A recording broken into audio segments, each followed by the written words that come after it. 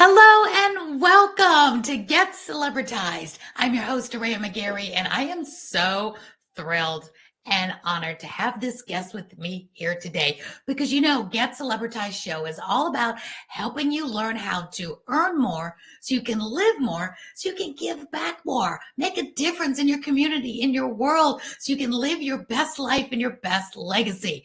Well, this gentleman I'm going to introduce you to today is doing just that and more in such a huge way. He has vision beyond vision, and he is going fast, and he's taking people with him. So I have the privilege of introducing you today to Mike C-Roc.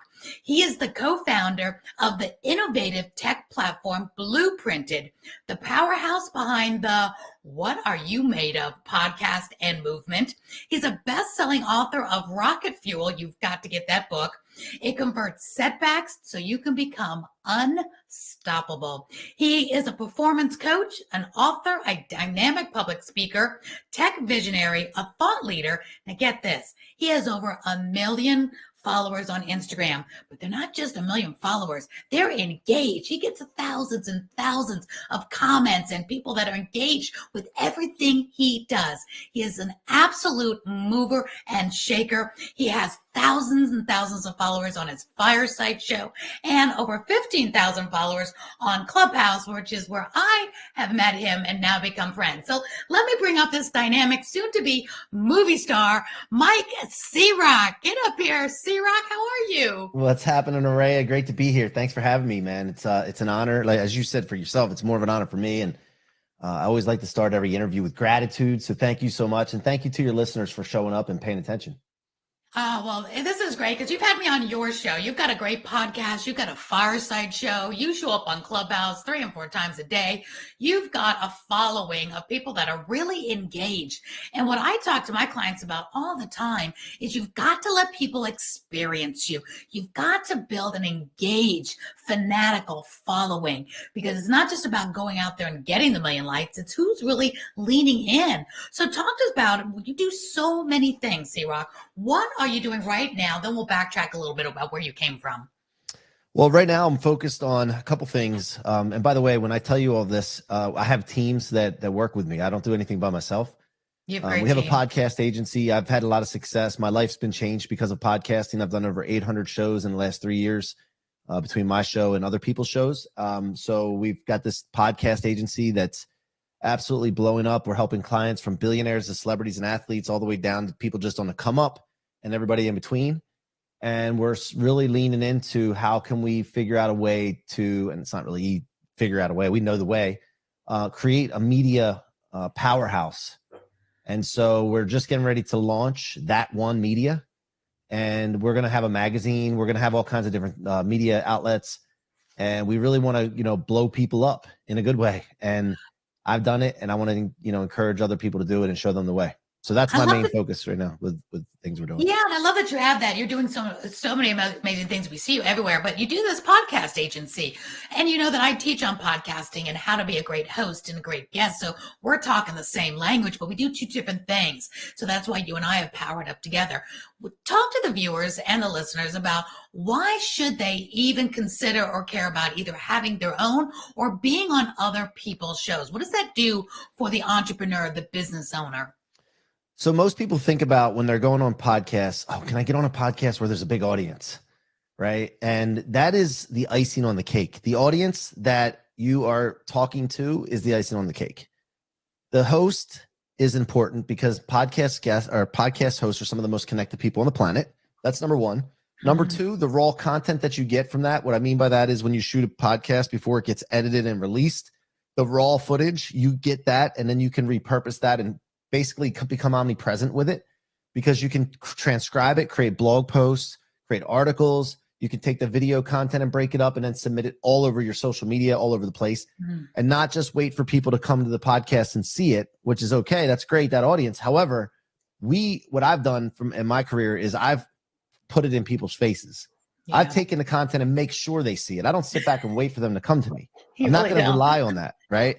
So that's another thing. And then also the Google search optimization, when you go on podcasts and they produce those podcasts and push them out into the universe, if anybody Google searches your name in the title, the topic you talked about is in the title, and you show up everywhere. So if somebody were to Google search Mike C-Roc, I'm pretty easy to find. And there's pages and pages and pages of podcasts that I was on with different topics, but really telling my story. And so there's so much to it, but people get hung up on who's the audience and how big is that podcast and all that. And that's really the icing on the cake.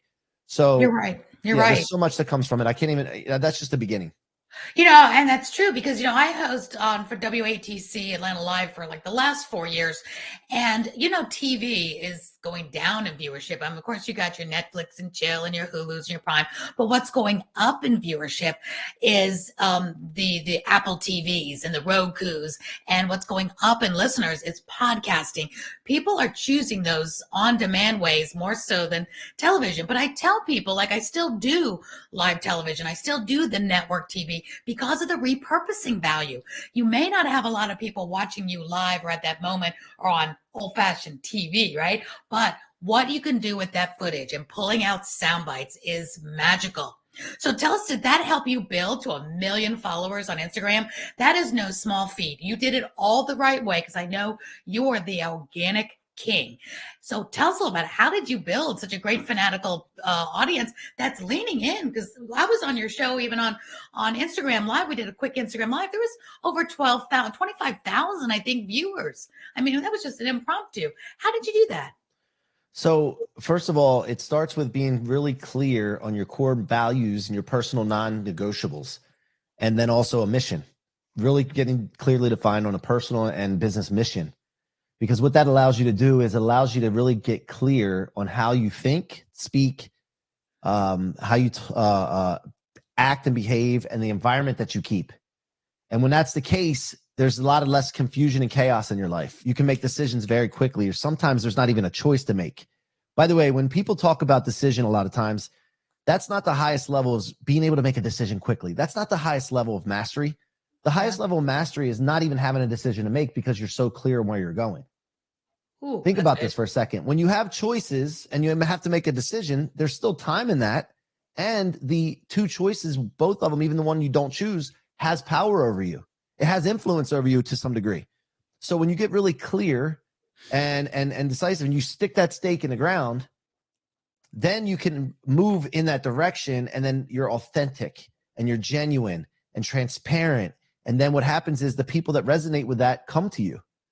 And the people that don't, they just still, some of those watch. Some of them just leave, and that's okay because you don't want the wrong people in your environment. And so for me, that was the start of it. And then from there, it was just being obsessed every single day when I wake up. I was taught by my mentor. Grant Cardone's one of my mentors. Every single day when you wake up, pretend nobody knows who you are. Everything you did prior to this doesn't matter. You got to start from scratch every day. And then the other thing finally is consistency. Oh, that's a good one. Just consistently going after it. Even when people are like joking on, when I first started, Ray, I don't know if you went through this, but when I first started doing a podcast and getting out on social media and doing lives and videos, I got dragged by my friends all the time, all the time. And really what I came to understand, it kind of hurt at first. And I'm like, am I doing the right thing? And you go through this thought process. But at the end of the day, I knew as I was going through this journey, I didn't know right away, but I learned that it's a reflection of them. They're reflecting upon themselves. They can't see themselves doing this. Right. So they got to tell you to make sure you don't separate from them, to make them feel comfortable. When you say they dragged you, were they making fun of you or saying you're not doing, what were they kind of saying to you? Because I want the viewers to be able to relate. Oh yeah, they said the same thing to me. Yeah. They would say, why don't you go do your podcast? Or who do you think you are doing a podcast? Or you doing another live? Are you gonna be a movie star? Oh, here he's going doing another live. All this stuff and that kind of thing. And then, or, I'd have people that were, so used to doing the same thing every single day and doing a business that they couldn't see the vision that I had, even though I try to explain it to them, and they try to pull you back into the same old routine every day. Yeah. Where you're not going to advance to a level that you want to advance to. You're going to hit a ceiling. And I'm not okay with that. I'm willing to, Araya, I don't know about everybody else, but I am willing to, and you need to be willing to sacrifice the now for the big vision later. What are you willing to pay right now for what you really want? Most people aren't willing to do that. They are so comfortable when they got to a certain level, making a certain amount of money, which probably blows them away because they never thought they'd be making the money they were making now. And then they settle and they're not willing to give that up to go for greatness. And I am willing to give it up. I'm willing to go broke. I'm willing to, you see, here's the thing, Ray, we all came into this world butt naked, but we couldn't speak. We had no assets. We had no wisdom. We had no relationships, and we made it. So you can't tell me that if I had to go back to coming into this world again. Now, don't picture this, guys, but just imagine, like, you just go back to being butt naked. We have the ability to speak now. We have relationships. We have wisdom. We have some know-how, experience. So you can't tell me that I can't get out of that situation very quickly. So I know that in my head. So I'm okay taking chances, taking risks, and going big to see how far I can take this thing. You're like a Nike commercial. Just do it. I love that. We're on the same page. I love just do it. You'll figure it out as you go. But you said something really important, C-Roc, is that it's consistency. And sometimes, like, I know you and I, we love to wing it. We love to just get out there and get live. And a lot of people will sit there. They need a complete plan of action and a script. And it's got to be planned out for 6 months in the quarter. And it's like some people spend too much time planning, although you need to have, like you said, a clear stake in the ground, know where you're going. So tell us what this Rocket Fuel book behind you can do to help those that, okay, they want to do it. They want to get out there. They want to be consistent, but still some of those detailed personality types still need to have more preparation. Does your Rocket Fuel book really help them say, here's some ways how to do it? So first of all, I'll just tell you, perfect isn't perfect. Yeah, no kidding. Right? Perfection isn't perfect. You don't need perfect, okay? But I wrote this book. I went through mentorship from several mentors that I picked out. I was going through a rough time in business, and taking it further back, growing up, I grew up around a lot of broken people, a lot of alcohol, drug addicts, alcoholics, suicide, you name it. And witnessing that as a kid, I noticed something. I noticed people would tell a story all the time of why they were doing these things. They would do it, then tell the story to justify it. In their mind, it made them be able to live with themselves for the most part, and then some of them couldn't live with themselves. I wouldn't put up with it. Like I just couldn't buy into these stories. So I would call, and I'm talking about when I was a kid, I would call my aunts, uncles, grandparents, or whatever, my mom, I would call them out on their BS. And I would tell them, can't you see that you're just telling this story to validate what you're doing? Can't you see that? Like, that's not okay. You don't have to be like that. Just change up the story. I don't know where I got that as a kid. Yeah, I don't know where I got that as a kid, but I started witnessing these things, and then that led me to the thing where I can't tell a story of why and justify my mediocrity and things. I can't do that. I got to tell the story of why I'm going to be successful. And so I started doing that, and I started seeing results from that. This book is about everything that you go through when you understand something, when you're going on a mission. No matter what anybody says to you, no matter what happens, discouragements, letdowns, whatever, all of it is to be stored in your fuel tank instead of your trunk. Most people keep all this stuff, which they think it's toxic, but it's really not. They keep it in their trunk, and it weighs them down, and it's only toxic when you put it in there, and it slows you down. And instead of putting it in the fuel tank, and if you can figure out a way, which if you just hear my voice right now and know that everything that comes your way that doesn't go the way you expect it to, letdowns, discouragements, all these things, they're normal. And those things are for you to collect data from, collect inspiration from, and store it in your fuel tank. And if you do this, you can convert it into rocket fuel, and you can become unstoppable at life. And that's what the book's about. It's about my story, my mentorship journey, and all that. And then also how I came up with the rocket fuel law, I call it. And it just creates unstoppable people. When you said that to me, like we've known each other for a while on Clubhouse, and I listened to you speak a lot, and we're on the same stages. And when you said that, my ears perked up. It was such an aha moment for me when so many people come to relationships, to, different places in life with all this, what we call baggage. And you just flipped baggage on its head by saying, instead of stuffing all this in the glove compartment, the suitcase, the trunk, turn it into rocket fuel. Make it your fuel, which turns you into everything else that you want to be. And you've done that. I've done that with all of our experiences. Turn into, knowing where we don't want to be, want to help others, make it through stuff that maybe we've been through. And we make it our purpose and our legacy. And you just turn that into such a great scenario of turn that stuff into rocket fuel, which I really believe C-Roc will help people who are going through tough times right now. We know we can watch the news any given day, and you see parents and people going through unthinkable trauma and stress. And when you can talk about someday that will be your rocket fuel to make a difference in this world, it kind of helps everything be better faster. So on that note, what are some don'ts? What are some things that people shouldn't do that would trip them up, that'll stop them from turning it into rocket fuel? Well, I mean, there's a lot of don'ts, but I don't really, I try to, that's a great question, but I try not to ever focus on the things that I don't want. So I would say, as far as if we're talking about the don'ts, I mean, don't focus on things you don't want.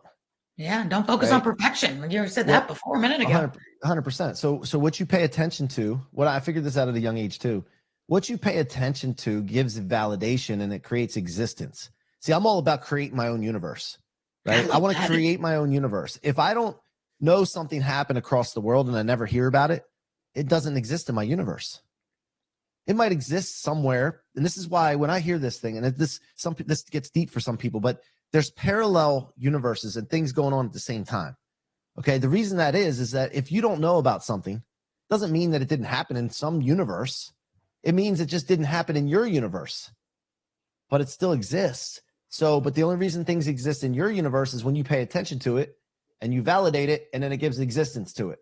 So if you don't want something, please don't pay attention to it. That's really good. You get paid on things you pay attention to. It kind of, comes into fruition.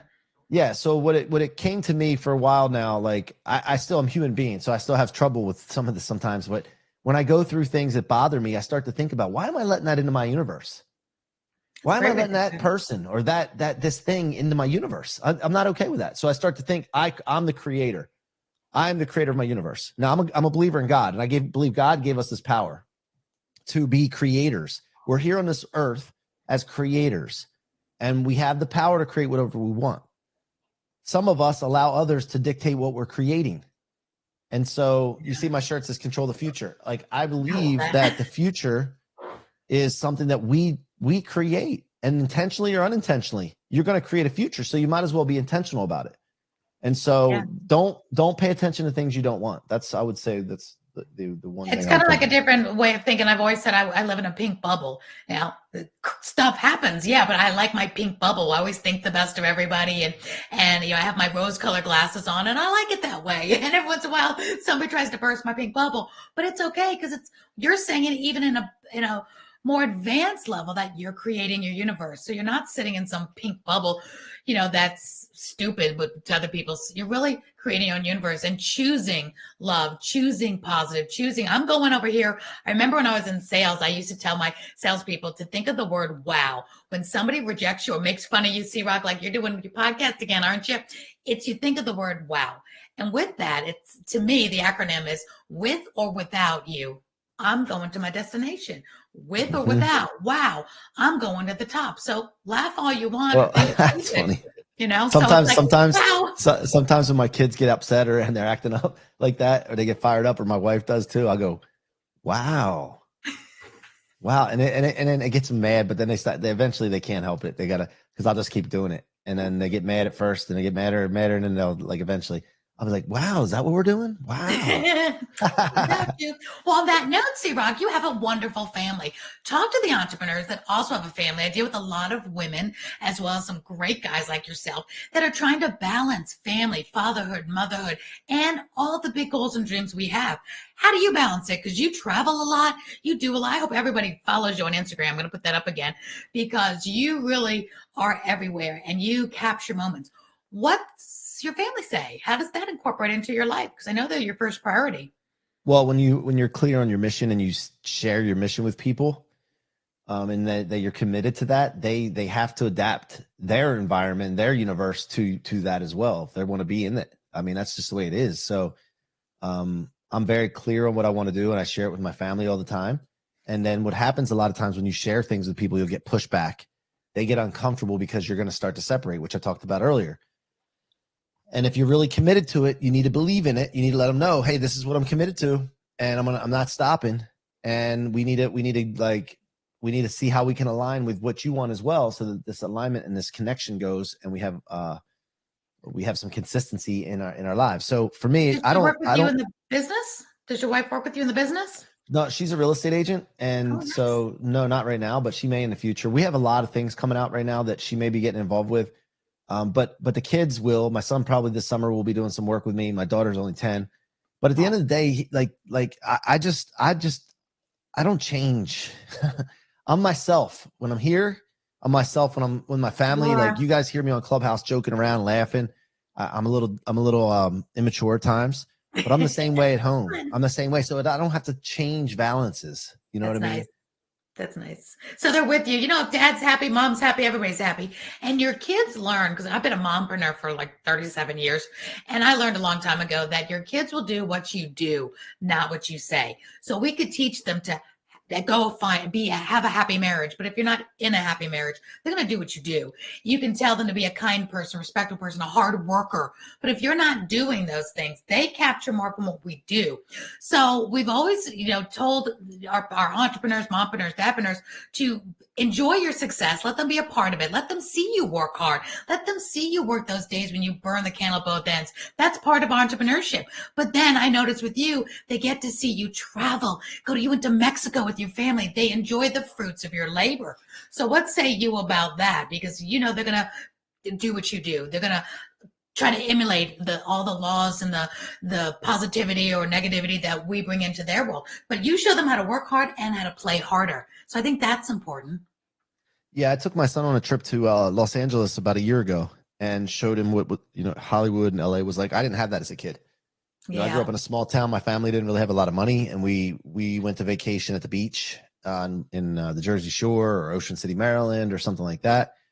And that was great. Then we were very fortunate to be able to go to those places, but we just never went places like that would expand your mind and expand your think and show you different things and different aesthetics and different people. And so I wanted to provide that for my kids. I want to make sure that they get to see those things and understand that a lot of times when you stay in your little town or your city or wherever you are, you don't get to expand your think. Mm-hmm. Your creativity suffers. Your imagination suffers. I encourage my family and my kids to imagine. Mm-hmm. I don't want them to, I don't ever want to say to them, oh, that's just your imagination. I want them to use their imagination, and I want them to be able to control their imagination.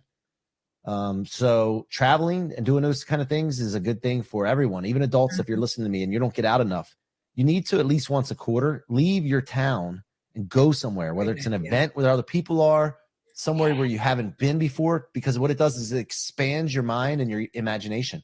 And when that happens, let me tell you something, anything's possible. That's such good advice. Such good advice. And I was just talking to somebody else this morning who's having a hard time. I think it was a friend of yours. Actually, is having a hard time getting the salespeople out of the house to go to networking meet and greets because they got into this habit from the pandemic, working from home. Now all of a sudden it's hard to get people back out of the home when you think we'd be chomping at the bit to get back out. So I love what you said. Not only just go to your meet and greets and meet people in person again, the world's open again, let's do this, but to get out of your town once a quarter. That is great advice. So does your family and your kids know that dad works hard, mom works hard? That's why we're able to have these things. So they learn to be hard workers for their family. I don't know. I hope they don't. I don't know. I really don't know. Work hard so we can play hard. I tell them that, and and my son's already got a job when he started working when he was 15, and so he knows that, and he understands. I had to take him out of his work early the other day, and he was mad at me. He's like, "Oh, I'm not going to get that many hours this week. That means I'm not going to have a paycheck."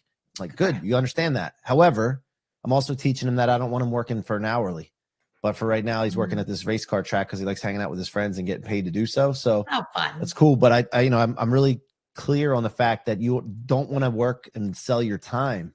You want to be to the point where you can buy time from other people and then use that. And it basically exponentially grows the amount of time you have, and you can leverage that. So I'm trying to teach those little lessons that I didn't know as a kid. And, really good advice. And I was watching your Instagram like I always do. Your Instagram's amazing. And on there, I want you to tell our viewers and our listeners, you did another really good post. It was about 4 signs of a good leader. Can you share with us 4 signs of a good leader? Because leadership can make or break you. And many people think, like you just said, we're all born naked. We come in, we have to learn everything we learn. So many people think we're born leaders, but really, what say you? Are you born a leader, or can you develop these signs that make us a good leader?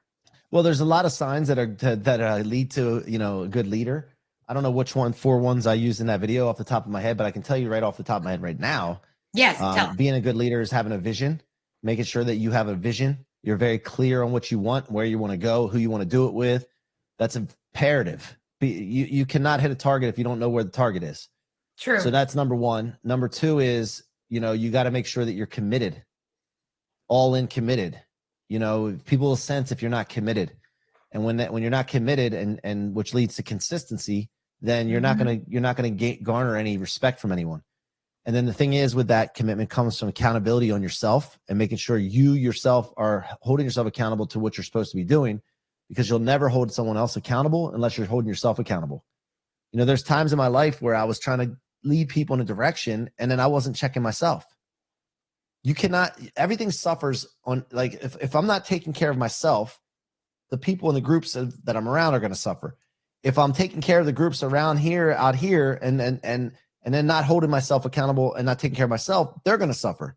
So it's a whole cyclical thing that you need to make sure. So leadership, you definitely have to have vision. Just to sum it up, vision, commitment, and consistency, and then hold yourself accountable.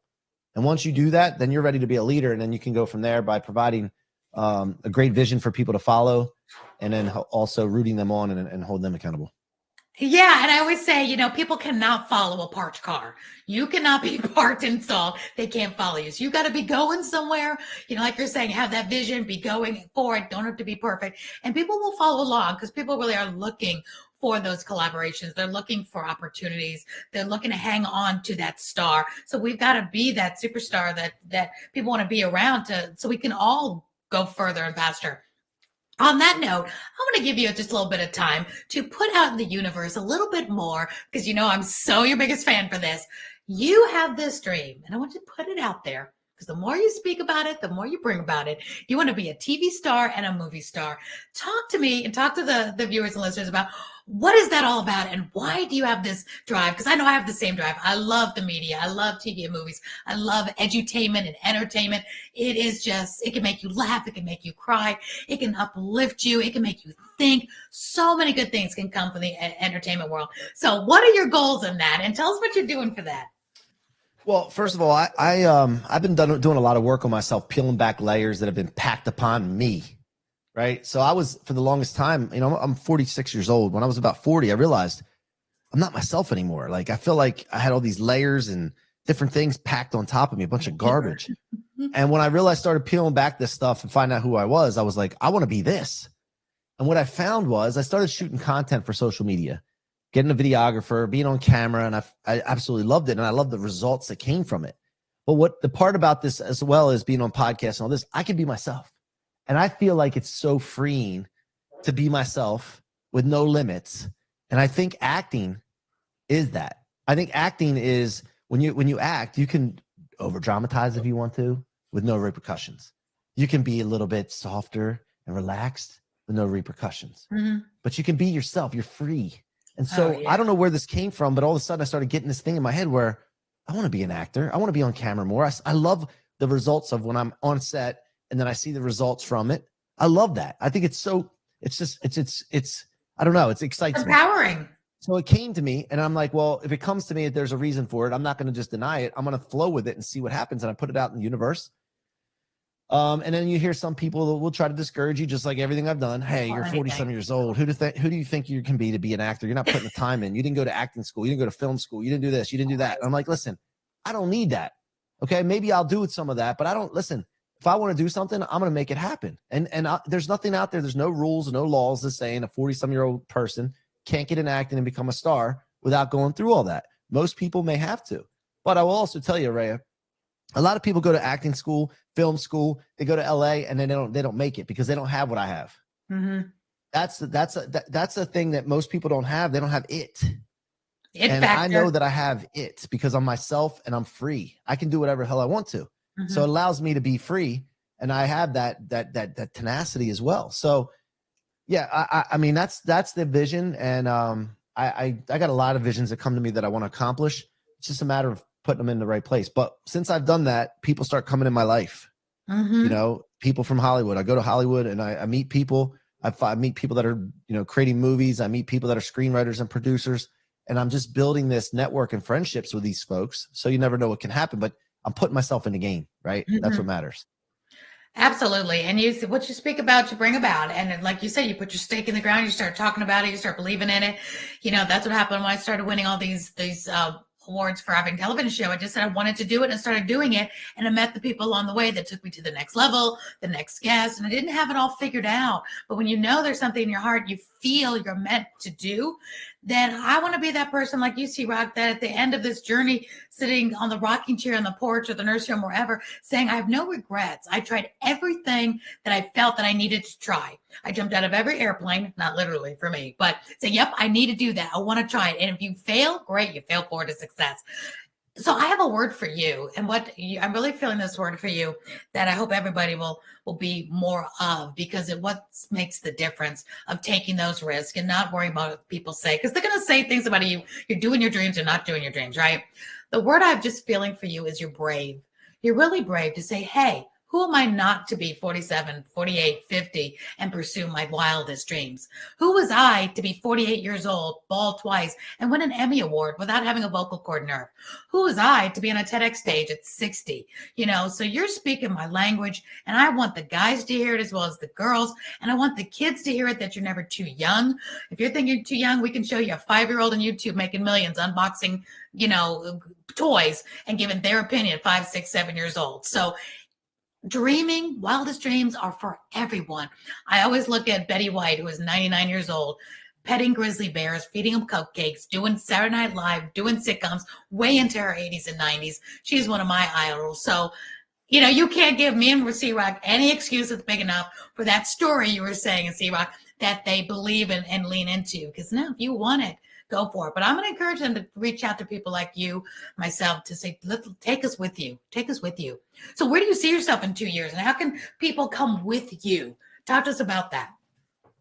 Well, you just got to come into my environment, man. I mean, there's so many ways to get in my environment, whether it's on Instagram or Clubhouse, or we're exploring other platforms to bring our C-Roc experience, which is the house on Clubhouse. So just come. And it's great. I have to say, the C-Roc experience, if you guys are on Clubhouse, is so much fun. It's like 3 and 4 times a day. It's different in the morning. It's after hours at night. It is so phenomenal. And you have a fireside show. You've got your podcast. So they can find you on Instagram. Put your Instagram up, Mikey. You like to be Mikey C-Roc, and it's C-Roc, ROC without a K. Yeah. The other thing about the acting thing, I just want to point out. Please. I've done this with people that are on stages, that I go to these events and I see people on stages and I see people doing different things. And I always think to myself, like, if they can do it, I can do it. Yeah, that person do it, I can do it. Like, there's no doubt in my mind. And so that's what gets me going. It's like, and by the way, like, there's people that are being paid millions and millions and millions and tens of millions of dollars, right? And I feel that I could be just as good as them, and I don't even need to charge that much. So why would a movie producer pay those people anymore if I can do just as well as them? Mm-hmm. And I'll do it for half right now. Maybe later I'll charge more. I'll charge them double because they let them know that. No. But what I'm saying is that, like, I don't. The money's great and everything, but I want to do it I just want to do it for the passion and to prove that I can do it. And then from there, then I'll hold out. And you do have that it factor, C-Roc, that the difference between, because I've been in show business on and off all my life, the difference between those who make it and don't sometimes is the simple fact they want it more and they believe just like you. Why not me? So many people quit and realize, well, there's so many people better than me, prettier, thinner, taller, whatever. Who am I to go to that audition? Who am I to think I could be the next Julia Roberts or Tom Hanks or whatever? You have the right attitude. Who am I not to be? Who are we not to be the best we can be at the top of our game? And if you do that, you have literally nothing to lose. And that's the mindset I have when I enter contests, enter awards. It's like, who am I not to enter? If I don't win, I don't win. But who am I not to try? This is what I love to do. Go for it. So you're really speaking a great language that who is anybody not to give it your all, whether you want to be the best realtor in the world, the best beautician, the best massage therapist, whatever it is. Why not you? Why aren't you number one? Go for it. And imagine you go for number one and you're number 2 in the nation or the world. And then the next year you're number 1. But it won't be anything if you don't first, that mindset. Believe that you deserve it. Believe that you can. What say you, C-Roc? Yeah, well, here's the thing. Something happened in 2019. I have a stepfather that was in my life when I was about 8 years old, came into my life, my mom's 3rd marriage, and his name was George, and he was a really stern man, black and white. It was either or. Do good things happen. Do bad things happen. Taught me a lot. It wasn't really good with money as far as making it. He could stretch $1 a long way, though. But in 2019, and me and him used to go at it. We used to go at it, but we became really close as I became an adult. And 2019, in the middle of the night, January, it was cold, wintertime. And I got a call. My wife got a missed call on her phone and then a text. And it was from my mom. And she woke me up and she said, my wife texted my mom and said, "Did you just call?" And then my mom texted back, "George did." And my wife was like, she's trying to figure out, like, what? I don't understand. So she woke me up and she said, "Your mom just called in the middle of the night." And then I asked her, and then she said, "George did." And come to find out, she was saying George died, but she didn't type it right because she was frantic. Oh. And this is in 2019. So my stepfather, George, passed away of a heart attack coming out of the woods on a hunting, day. He was hunting. And, they basically didn't know where he was.